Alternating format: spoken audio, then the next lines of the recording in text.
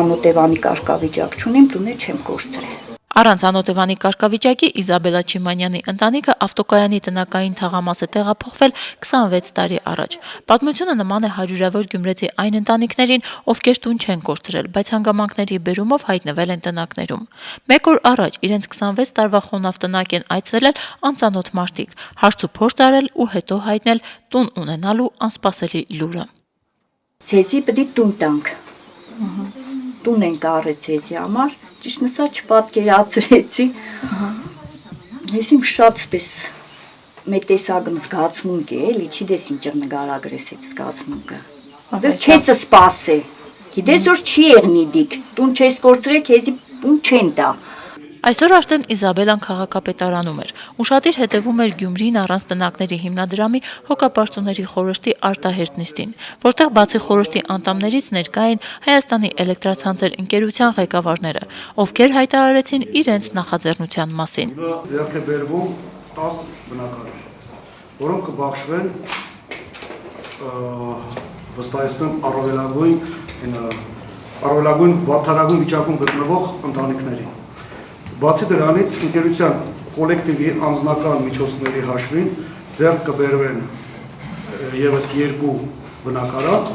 եւ մի բնակարան ընկերության արմյութենական կոմիտեի կողմից կլինի։ Ընդհանուր առմամբ մեր ընկերության կողմից կլինի 13 բնակարանի ձեռքբերում եւ բաշխում Գյումրի քաղաքում։ Հայտարարությունից հետո Գյումրին առանց տնակների հիմնադրամի հոգապարծուների խորհրդի եւ Հայաստանի էլցանցեր ընկերության միջև կնքվեց նվիրատվության պայմանագիր, որտեղ ամրագրված բոլոր պայմաններով կատարվելու էր շահառուների ընտրությունը։ Ընտրությունը շատ բարդ չի, որտեղ ինչքան հասկանում եմ շատ կան անօթևան եւ ծանր պայմաններում ապրող ընտանիքներ։ Առաջնահերթ իմ կողմից եւ ընկերության սեփականատիրոջ կողմից պահանջը եղել է, որ ընտանիքով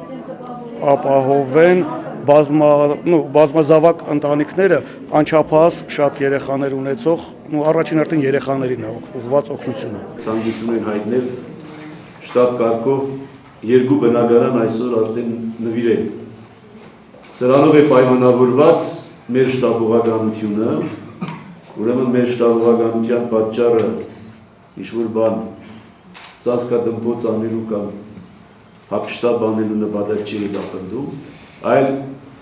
ընդառաջել այն մարդկանց, որոնք բարի ծառայություն են ուզում անել։ Հոգապարծուների խորհրդի հետ պայմանագիր կնքելուց հետո տեղում տնակում ապրող 2 ընտանիքի անդամների Իզաբելլա Չիմանյանի եւ Աստղիկ Թադևոսյանի հետ կնքվեց նվիրատվության պայմանագիր։ Բազմանդամ 2 ընտանիքներում կան անչափահաս եւ հաշմանդամություն ունեցող երեխաներ։ Ճիշտ ասած անորոշ զգացողություն է, որովհետեւ հույս չունեի։ Միջև մայր չեմ հավատում հույս ինչ ասած օտի մեջ եմ էլ։ Չգիտեմ ինչ նկարագրեմ զգացմունքներս։ Շատ սպես հուզմունքը մեծ է։ Վերջապես մենք էլ պետք նորմալ մարդկանց պես ապրենք։